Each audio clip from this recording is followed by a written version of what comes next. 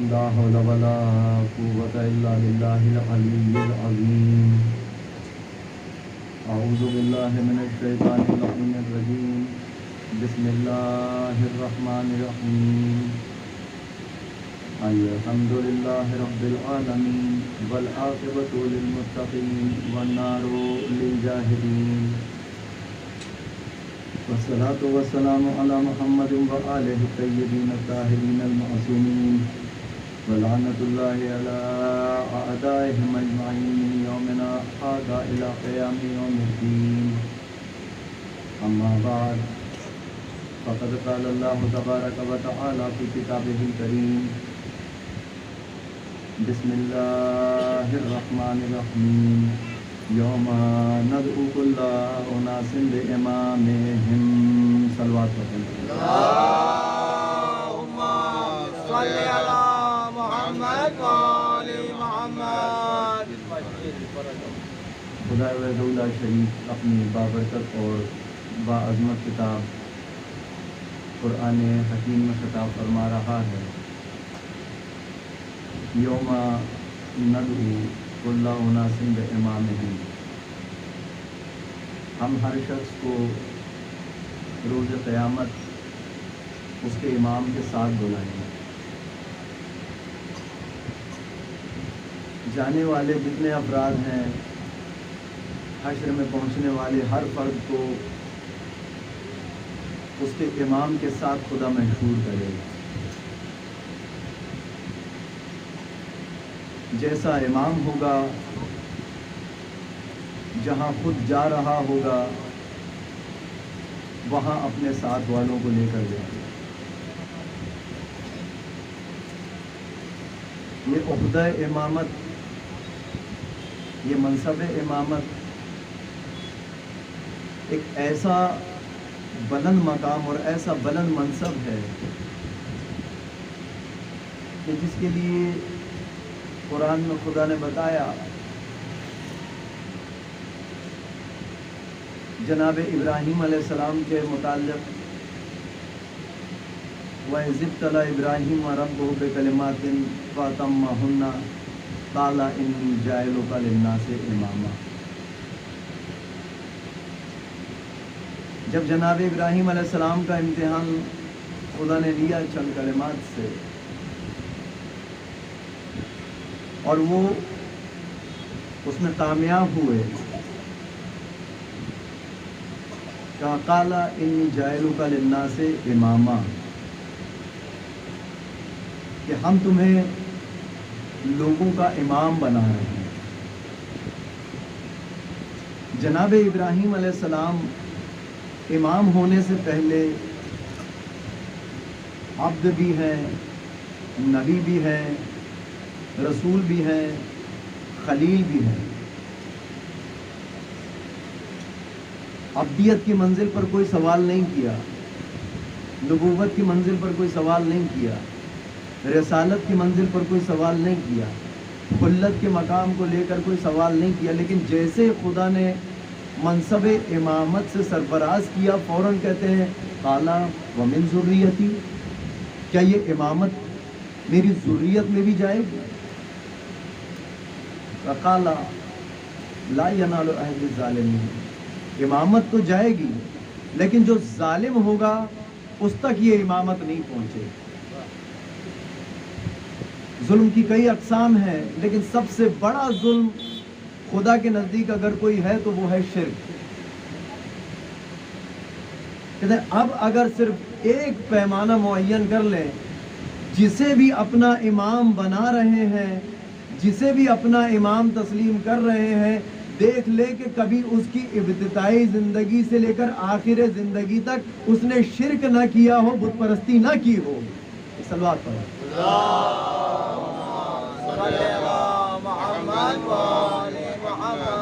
کیونکہ یہ امامت کا عہدہ کوئی معمولی عہدہ نہیں ہے.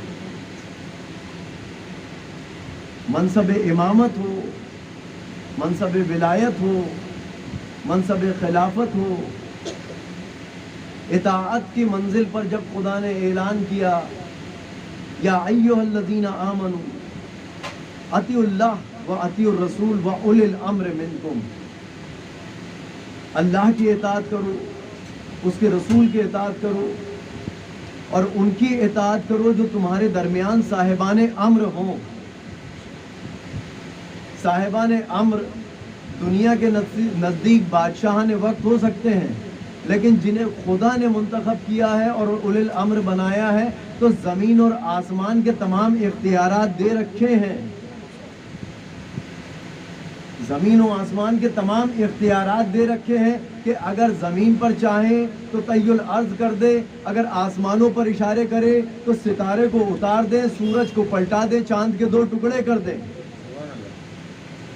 یہ اولی الامر ہے کہ ان کی اطاعت کرو۔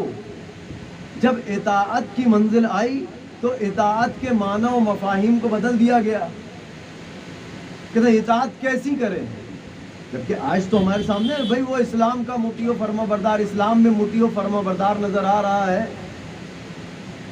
اطاعت گزار ہے تو اطاعت گزار کیا ہے؟ یعنی وہ 5 وقت کی نماز پڑھتا ہے، رمضان میں روزے رکھتا ہے، حج اگر واجب ہو گیا تو حج بجا لاتا ہے۔ کہتے ہیں یہ اطاعت کو دنیا نے جوانوں کے ذہن میں اس طرح سے چسپا کیا کہ یہ تو غلامی ہے، یہ اطاعت نہیں ہے بلکہ یہ غلامی ہے۔ کہ کیسے غلامی ہے؟ کہتے ہیں آپ اپنے کام دھندے چھوڑ کر نماز پڑھنے جا رہے ہیں، آپ کے کام کا کیا ہوگا؟ طاقت ہے نہیں جسم میں تو روزہ رکھ کر آپ کام کریں گے کیا؟ اور چھوڑ دیں تو آپ کے اوپر گناہ صادر آنے والا ہے۔ اب یہ جوان جتنے ہیں وہ سن رہے ہیں اور اثر قبول کر رہے ہیں کہ واقعاً یہ تو ہم پر باؤنڈنگز ہو گئی، یہ تو ہم قید میں چلے۔ کہ یاد رکھیے یہ اطاعت اور ہے، غلامی اور ہے۔ اطاعت اور ہے، غلامی اور ہے۔ آپ کے بچے کا آپ نے ایڈمیشن کروایا اسکول میں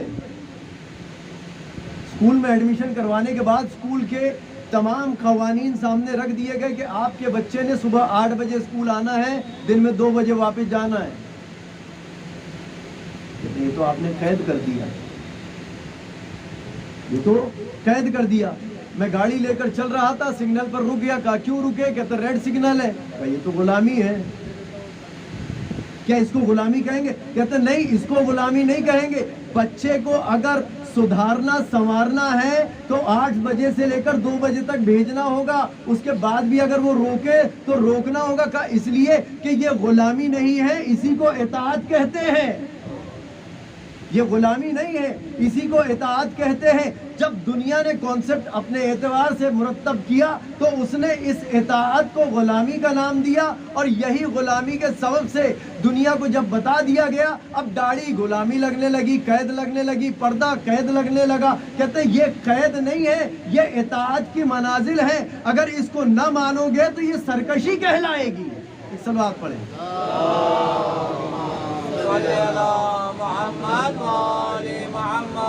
یوم ندعو کل اناس بامامہم، ہم ہر شخص کو روز قیامت اس کے امام کے ساتھ بلائیں۔ کم از کم جس امام کے ساتھ ہم جانے والے ہوں ان کے لیے اتنے تو مطمئن رہیں کہ رسول اسلام خود کہتے ہوئے نظر آئیں کہ یا علی انت قسیم النار والجنہ، وہ ہمارے امام ہیں۔ ایسے تو ہوں کہ جن کے لیے رسول خود کہہ رہے ہوں الحسن والحسین سیدہ شباب اہل الجنہ، کہ حسنین جنت کے جوانوں کے سردار ہیں۔ جب ایسے سردار ہوں گے، جب ایسے رہنما ہوں گے، جب ایسے امام ہوں گے تو ہماری دنیا بھی کامیاب ہے اور آخرت بھی کامیاب ہے۔ صلوات پڑھیں۔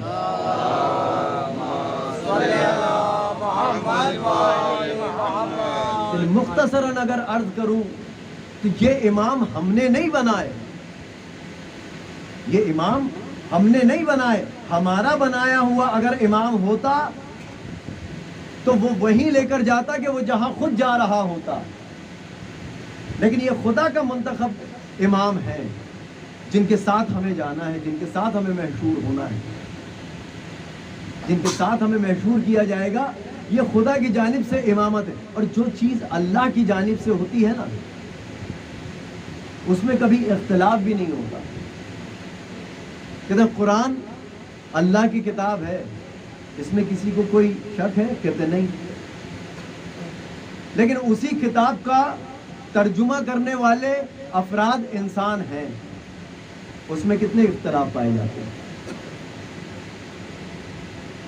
اللہ کی کتاب میں کوئی اختلاف نہیں ہے، لیکن بندے کے ترجمے میں اختلاف ہے۔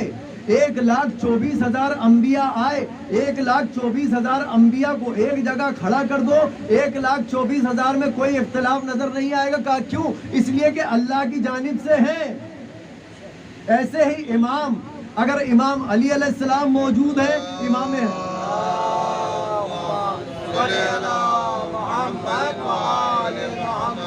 علی علیہ السلام موجود ہے، امام حسن علیہ السلام موجود ہے، امام حسین علیہ السلام موجود ہے، 3 امام ایک وقت میں موجود ہے، کوئی اختلاف نظر نہیں آتا۔ بلکہ ہم نے تو یہ دیکھا ہے کہ رسول اسلام کے کاندھوں پر سوار ہو کر دونوں شہزادے جا رہے ہیں، کبھی ایک شہزادہ اس جانب زلفوں کو پھیرتا ہے، کبھی ایک جانب یہ شہزادہ پھیرتا ہے۔ رسالت وہاں وہاں مڑ رہی ہے جہاں جہاں امامت موڑ رہی ہے۔ کہنے کا مقصد یہ ہے کہ جب اللہ کی جانب سے ہوگا تو یہ بھی برحق ہوگا اور وہ بھی برحق ہوگا۔ صلوات پڑھیں۔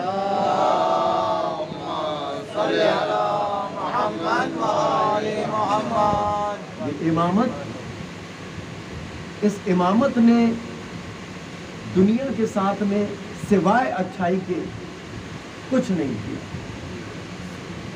لیکن اس کے باوجود دنیا دشمن کیوں ہے؟ پہلے امام کو بھی شہید کر دیا گیا، دوسرے امام کو بھی شہید کر دیا گیا، 11 تک جتنے امام ہیں سارے ائمہ طاہرین علیہ السلام کو شہید کر دیا گیا۔ تو وجہ کیا تھی؟ سبب کیا تھا؟ ریزن کوئی ایسا لیجیٹیمیٹ ہو کہ بھائی ان کی کہیں کوئی خطا ہو، ان کی کہیں کوئی غلطی ہو، ان سے کوئی ایسے کام سرزد ہوئے ہو کہ جو دنیا کے لیے نقصان دہ ہو؟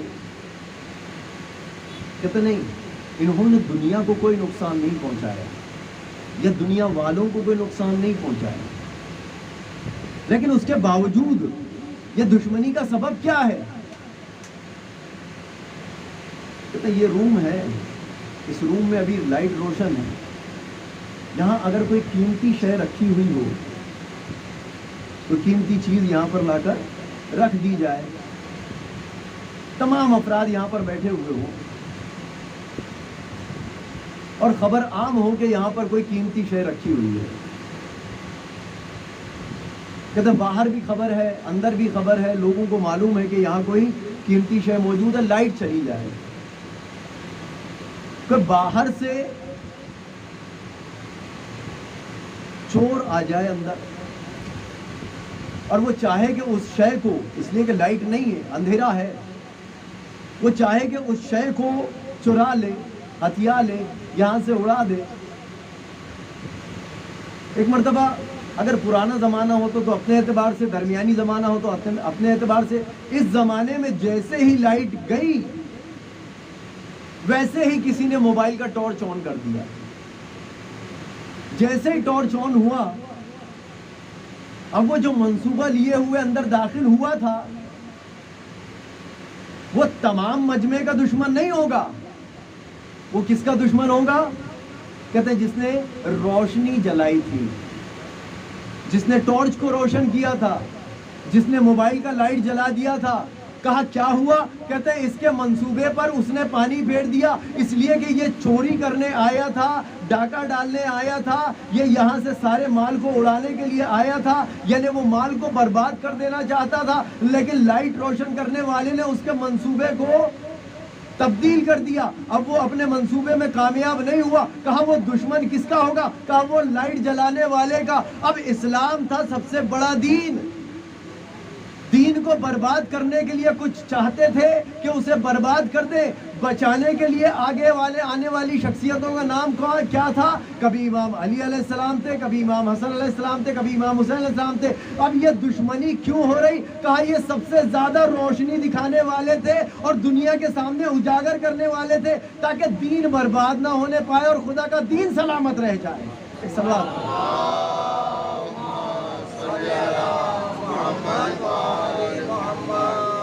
یہ امامت، اس امامت کے فضائل رسول جہاں بیٹھتے تھے، جہاں کھڑے ہوتے تھے، جہاں چلتے پھرتے تھے، امامت کے فضائل پڑھتے چلے جاتے۔ تو یہ تو رسول کا طریقہ کار تھا نا کہ اہل بیت کے فضائل بیان کرو، لیکن کچھ ایسے بھی تو تھے کہ جو ہمیشہ فکر مند ہو جایا کرتے تھے کہ بھئی یہ بزم سج گئی، اب رسول بیان کریں گے، یہ ممبر سج گیا، اب پھر رسول اہل بیت کے فضائل بیان کریں گے، یہ مسجد میں پہنچ گئے، اب پھر اہل بیت کے فضائل بیان کریں گے۔ کہا وہی سیرت آج بھی پیش آ رہی ہے۔ بھئی یہ مجلس کیوں، یہ ذکر حسین کیوں، یہ فضائل کیوں؟ کہا اس لیے کہ دنیا کو جانا ہے امام کے ساتھ، تو کم سے کم امامت تو پہچان میں آ جائے۔ اور یہ وہ ہے کہ جنہوں نے رسول کے کاندھے پر سواری کی ہے، کوئی معمولی امام نہیں ہے، کوئی معمولی مناصب ان کے نہیں ہیں۔ کہتے ہیں اور بھی تو رسول اسلام تو رحمت للعالمین تھے نا، کا عام سا بچہ اگر لوگوں نے کہا کہ بھئی یہ حسنین کو لے کر سواری کرواتے ہیں، حسنین کو اپنے کاندھوں پر بیٹھا کر لے کر چلتے ہیں، تو ایک کام کرو کہ بچوں جاؤ رسول سے آپ بھی کہنا کہ ہمیں بھی اپنے کاندھوں پر سوار کرنا۔ عام سے بچے تھے، جناب حسنین کے برابر تو نہیں تھے۔ رسول اسلام سے جا کر کہتے ہیں کہ ہم بھی آپ کے کاندھے پر سواری کرنا چاہتے ہیں۔ ایک مرتبہ رسول اسلام کہتے ہیں کہ میرے جیب میں کھجوریں ہیں، کھجوریں زیادہ پسند ہیں یا میرے کاندھے پر سواری کرنا زیادہ پسند ہے؟ عام سے بچے تھے، کھجوروں کو لیا اور چل دیے۔ کا مقصد کیا تھا بتانے کا؟ رسول بتانا یہ چاہتے ہیں کہ رسول کے سامنے جو آنے والے بچے ہیں، ہر بچہ حسنین کی برابری نہیں رکھتا ہے۔ ایک صلوات پڑھیں۔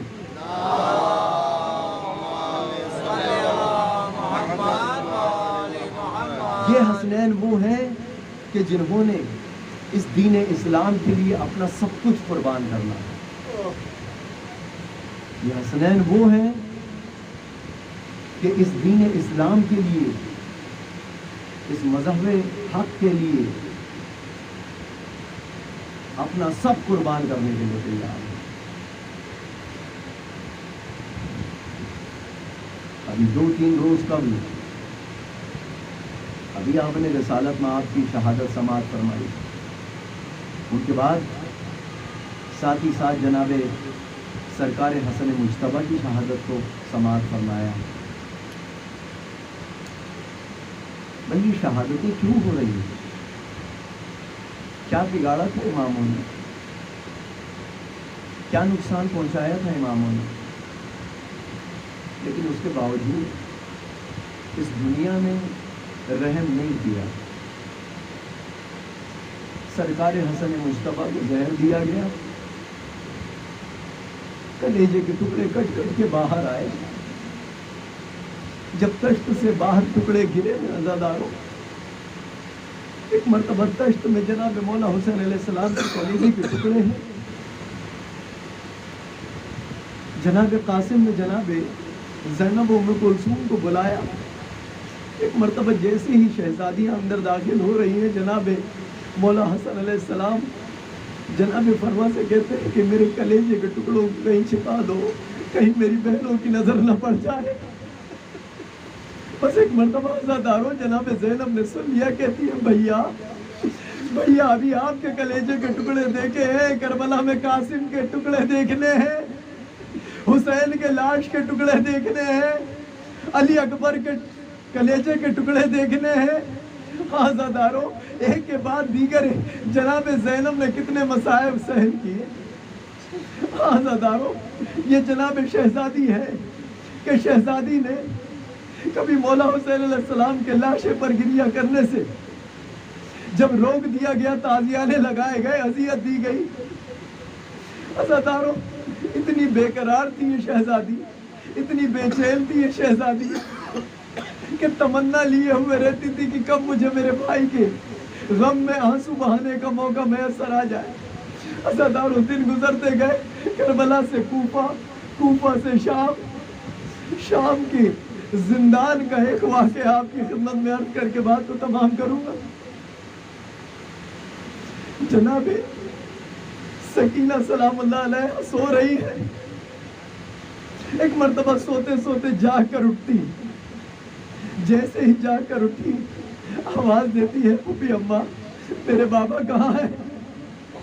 بس یہ جملہ سننا تھا عزادارو، جناب زینب بے قرار ہو کر کہتی ہے بیٹی سکینہ، اے سکینہ اپنے بابا کو یاد نہ کرو اس لیے کہ وہ کربلا کی زمین پر سر کٹائے ہوئے سو رہے ہیں۔ کہا نہیں پھوپھی اماں میں نے اپنے بابا کو ابھی دیکھا ہے، وہ یہی میرے پاس موجود تھے۔ کہا بیٹا کیا دیکھا؟ کہا میں نے دیکھا کہ میرے بابا مجھ سے کہہ رہے تھے سکینہ تیری ساری پریشانیاں اب ختم ہو چکی ہے، ہم تمہیں لینے آئے ہیں۔